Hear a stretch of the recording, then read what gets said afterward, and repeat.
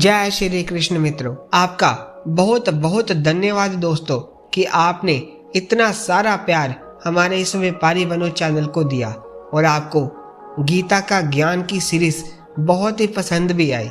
पर इस चैनल को और भी ज़्यादा ग्रो करवाने का काम आपके हाथ में है, तो आप ज़्यादा से ज़्यादा हमारी वीडियोस को शेयर कीजिए ताकि ऐसा ज्ञान हर किसी तक पहुंच पाए। आज हम सीरीज के अंतिम अध्याय की चर्चा करने जा रहे हैं। मित्रों, स्वागत है आप सबका व्यापारी बनो चैनल पर, जहां मिलते हैं आपको एजुकेशनल, स्पिरिचुअल और मोटिवेशनल वीडियोस। आप सुन रहे हैं श्रीमद् भगवद गीता की एक शानदार सीरीज जिसका नाम है गीता का ज्ञान। और आज हम जानेंगे कि श्रीमद् भगवद गीता के 18वें और अंतिम अध्याय से क्या सीखा जा सकता है। इस वीडियो में हम बात करेंगे 18वें अध्याय की बहुत ही सरल भाषा और बहुत ही आसान से शब्दों में। अगर आप इस चैनल पर पहली बार आए हैं तो चैनल को सब्सक्राइब जरूर कर लीजिएगा। मित्रों, श्रीमद् भगवद गीता के 17वें अध्याय में हमने जाना था कि मनुष्य के कर्मों को, भोजन को, यज्ञों को, तपों को तथा ज्ञान इत्यादि को किस तरह से 3 भागों में बांटा गया है तथा कौन से कर्म, भोजन, यज्ञ तथा तप मनुष्य के लिए उपयुक्त हैं और सही होते हैं और कौन से नहीं होते हैं। श्रीमद् भगवद गीता के 18वें अध्याय में हम जानेंगे कि त्याग और संन्यास एक ही होते हैं। साथ ही साथ में इस पूरी गीता के ग्रंथ का सार और निचोड़ भी आपको इसी अध्याय में मिल जाएगा। इसीलिए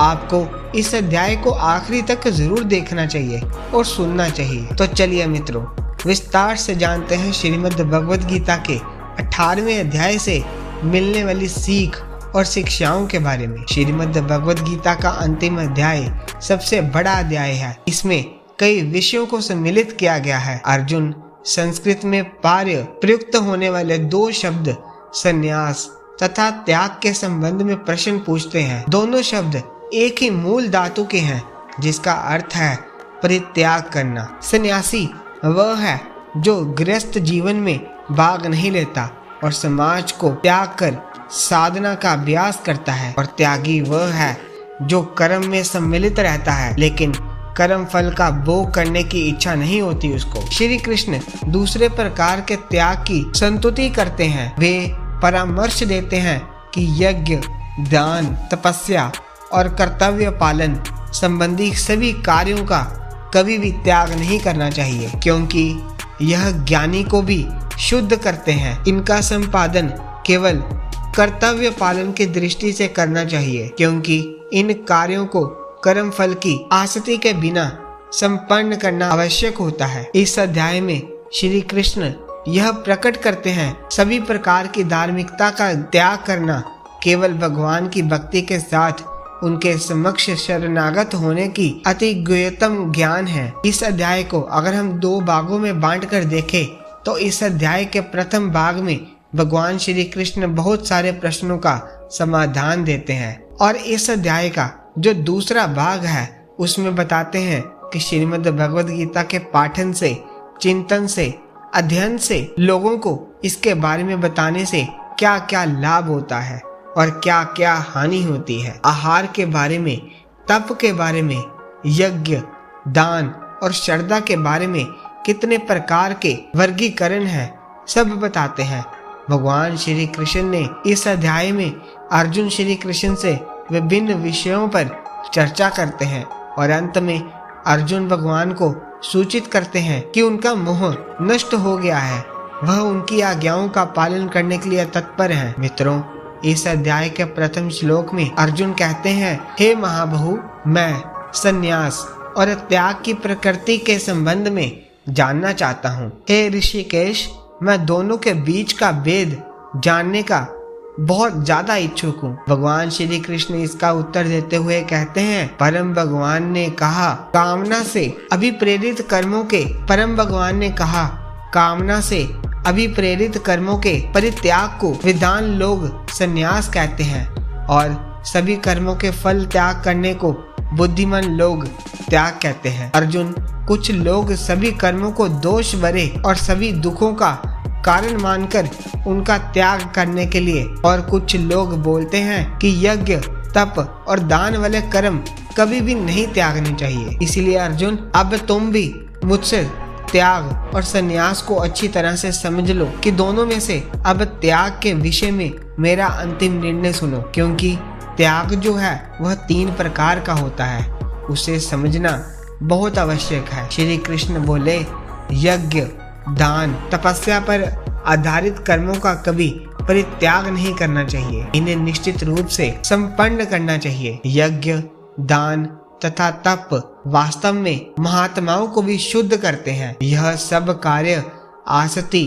और फल की कामना से रहित होकर संपन्न करने चाहिए। हे अर्जुन, यह मेरा स्पष्ट और अंतिम निर्णय है। फल की इच्छा के बिना किया गया यज्ञ, तप और दान ही सात्विक त्याग कहा जाता है। सात्विक त्याग कहा जाता है मतलब जो शास्त्र में दिया गया कर्म और धर्म है, जिसमें फल और आस ना हो, उसको सात्विक त्याग कहा जाता है। कोई मनुष्य अगर सभी कर्मों को यह समझकर त्याग दे कि यह कर्म दुखों के कारण है, तो यह त्याग राजस त्याग कहलाता है। किसी भी अन्य मोह के कारण अगर किसी कर्म का त्याग नहीं किया जाए तो इस त्याग को तमस त्याग कहा जाता है। जो व्यक्ति किसी भी कार्य से ना तो प्रेम करता है और ना ही वह घृणा करता है, ऐसे बुद्धिमान व्यक्ति ही सच्चा त्यागी है। मनुष्य कितना भी प्रयास कर ले, लेकिन फिर भी वह पूरी तरह से कर्मों को पीछे नहीं छोड़ सकता, जैसे कि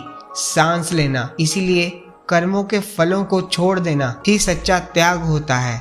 जो लोग कर्म फलों का त्याग कर इस संसार में नहीं करते हैं, उनके कर्म फल मृत्यु के बाद भी उनका पीछा नहीं छोड़ते हैं। हे अर्जुन, मनुष्य मन, वाणी और शरीर से जो भी अच्छा बुरा कार्य करता है वह 5 तरह का होता है। करने वाले के द्वारा, उसके शरीर के द्वारा, उसकी ज्ञानेंद्रियों के द्वारा, उसकी अनेक प्रकार के चेष्टाओं द्वारा और विधि विधान द्वारा, अर्थात भगवान के द्वारा। मनुष्य द्वारा किए गए किसी भी कर्म के यह 5 कारण होते हैं। ज्ञान का विषय और ज्ञाता का कर्म। ज्ञाता यह कर्म को प्रेरित करने वाला 3 कारक है, कर्ता, कारण और क्रिया। यह 3 तरह के कर्म संग्रह हैं। अर्जुन, ज्ञान करता है और कर्म, यही तीनों भी 3 तरह के होते हैं। जिस ज्ञान में परमात्मा को अमर और अनंत माना जाता है, वह ज्ञान सात्विक ज्ञान है। जिस ज्ञान में परमात्माओं को अलग अलग समयों पर अलग अलग नामों से जाना जाता है, वह राजस ज्ञान है। जो ज्ञान सात्विक ज्ञान है और राजस के बाहर है, अर्थात शास्त्र और धर्म के अनुसार नहीं है, वह तामसिक ज्ञान है। जो कर्म शास्त्रों के अनुमोदन के अनुसार और फल की इच्छा के बिना किया जाता है, वह सतो गुण प्रकृति के होते हैं। जो कार्य स्वार्थ की पूर्ति से प्रेरित होकर मिथ्या अभिमान होकर किए जाते हैं, वे रजोगुण प्रकृति के होते हैं। जो कर्म मोहवश होकर किसी का नुकसान करने के लिए किया जाता है, वह तामसिक प्रकृति के कर्म होते हैं। इस प्रकार से सात्विक कर्ता राज से कर्म करने वालों को राजसी कर्ता और तामसिक कर्म करने वालों को तामसिक कर्ता कहलाता है। इस तरह से बुद्धि और संकल्प भी 3 तरह के होते हैं।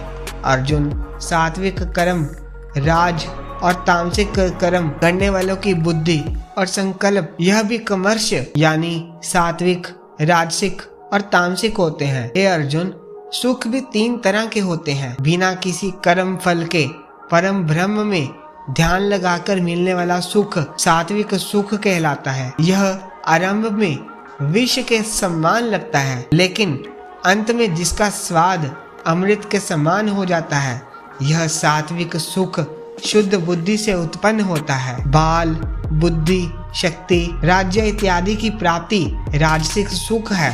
ऐसा सुख आरंभ में अमृत के समान लगता है, अत्यंत विष जैसा हो जाता है। नींद, आलस्य और वासना इत्यादि तामसिक सुख होते हैं। यह सुख आदि से लेकर अंत तक आत्मा की प्रकृति को आच्छादित करता है। इस पूरे ब्रह्मांड में इन 3 प्रकार के अलावा और कुछ भी नहीं है। हे अर्जुन, ब्राह्मणों, क्षत्रियों, वैश्यों और शूद्रों के कर्तव्यों को इनके गुणों के अनुसार तथा प्रकृति के 3 गुणों के अनुरूप बनाता गया है, ना कि इनके जन्म के अनुसार अपने मन और इंद्रियों को वश में रखना, सभी प्राणियों का भला करना, धर्म का पालन करना, बिना कर्ता भाव के कर्म करना, परमात्मा में ध्यान लगाना, यह सब गुण जिसमें होते हैं उसको ब्राह्मण मानना चाहिए। बल, बुद्धि, दान, वीरता, शशांक, यह सब क्षत्रियों के कर्म है। कृषि, गोपालन और दुग्ध उत्पादन तथा व्यापार विषय गुणों से संपन्न लोगों के स्वाभाविक कार्य हैं। किसी भी प्रकार के श्रम और सेवा शूद्र लोगों के स्वाभाविक हैं। हे अर्जुन, दूसरों के धर्म और कर्म से तो अच्छा है भले ही अपने कम गुण हो, लेकिन अपना ही कर्म करना चाहिए और अपने ही धर्म पर स्थिर रहना चाहिए और अपना धर्म निभाना चाहिए, और ऐसा करने ही मोक्ष के द्वार खोलता है। मानव कर्मों में कुछ ना कुछ कमियां तो रहती ही हैं, फिर भी खुद का कर्म नहीं छोड़ना चाहिए। जिस तरह से कोई व्यक्ति भगवान को प्राप्त कर सकता है, वह अब तुझसे सारांश में कहूंगा। कोई भी मनुष्य ब्रह्म को पाने की पात्रता प्राप्त कर सकता है जब वह विशुद्ध बुद्धि और दृढ़ता से इंद्रियों को संयम में रखता है, इंद्रिय विषयों का परित्याग करता है, राग और द्वेष को अपने से अलग कर लेता है। ऐसा व्यक्ति जो एकांत में वास करता है, अल्प भोजन करता है, शरीर, मन और वाणी पर नियंत्रण रखता है, सदैव ध्यान में लीन रहता है, वैराग्य का अभ्यास करता है, अहंकार, अहिंसा, अभिमान, कामनाओं, संपत्ति के स्वामित्व और स्वार्थ से मुक्त रहता है, और जो शांति में स्थित है वह ब्रह्मा के साथ एक रस होने का अधिकारी है। परम ब्रह्म की अनुभूति में स्थिति मनुष्य मानसिक शांति प्राप्त करता है। वह ना तो शोक करता है और ना ही कोई कामना करता है, क्योंकि यह सभी के प्रति संभव रहता है।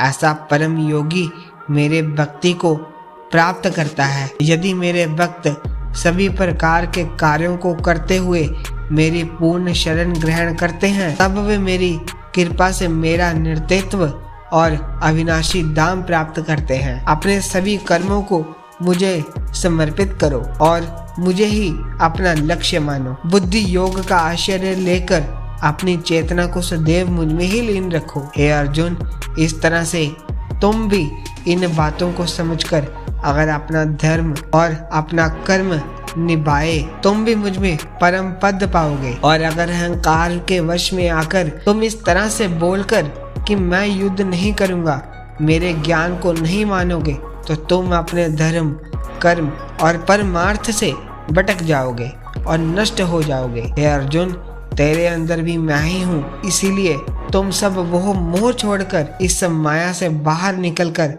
अपना कर्म और धर्म युद्ध करो। इसी से तुम भी भगवान के धाम में ऊंचा स्थान प्राप्त कर सकते हो। अर्जुन, मैंने पूरा रहस्य और गोपनीय ज्ञान तुझे अच्छी तरह से बता दिया है। इस तरह से गहनता के साथ विचार करो और फिर तुम जो चाहो वैसा करो। हे अर्जुन, एक बार फिर से मेरा परम उपदेश सुन लो, जो सबसे श्रेष्ठ और गुप्त ज्ञान है। मैं इसे तुम्हारे लाभ के लिए प्रकट कर रहा हूँ, क्योंकि तुम मेरे प्रिय मित्र हो, सदैव मेरा चिंतन करते हो। मेरे भक्त बनो, मेरी आराधना करो, मुझे प्रणाम करो। ऐसा करके तुम निश्चित रूप से मेरे पास आ जाओगे। मैं तुम्हें वचन देता हूँ, क्योंकि तुम मेरे सखा हो। सभी प्रकार के धर्म का परित्याग करो और केवल मेरी शरण ग्रहण करो। मैं तुम्हें समस्त पाप कर्मों की प्रकृतियों से मुक्त कर दूंगा। डरो मत। हे अर्जुन, यह दिव्य ज्ञान उन्हें भी नहीं सुनना चाहिए जो आध्यात्मिक विषयों को सुनने में इच्छुक नहीं होते हैं, और विषय रूप से उन्हें भी सुनना नहीं चाहिए जो मेरे प्रति द्वेष रखते हैं और परमात्मा में दोष निकालते हैं। परंतु वे जो श्रद्धा युक्त तथा द्वेष रहित होकर केवल इस ज्ञान को सुनते हैं, वे पापों से मुक्त हो जाते हैं और मेरे पवित्र लोगों को प्राप्त होते हैं, जहाँ पुण्य आत्माएं निवास करती हैं। और साथ ही में जो इस अति गुप्त और रहस्यमय ज्ञान को मेरे भक्तों को सिखाते हैं वे मेरा अति प्रिय कार्य करते हैं, वे निसंदेह मेरे ही धाम में आएंगे। इस गीता के ज्ञान को समझना ही वास्तविक ज्ञान यज्ञ है। इस ज्ञान यज्ञ से कोई भी भक्त मुझे प्राप्त कर सकता है। हे पार्थ, अब मुझे बताओ, क्या तुमने एकाग्रित होकर मुझे सुना? हे अर्जुन, क्या तुम्हारा अज्ञान और मोह नष्ट हुआ?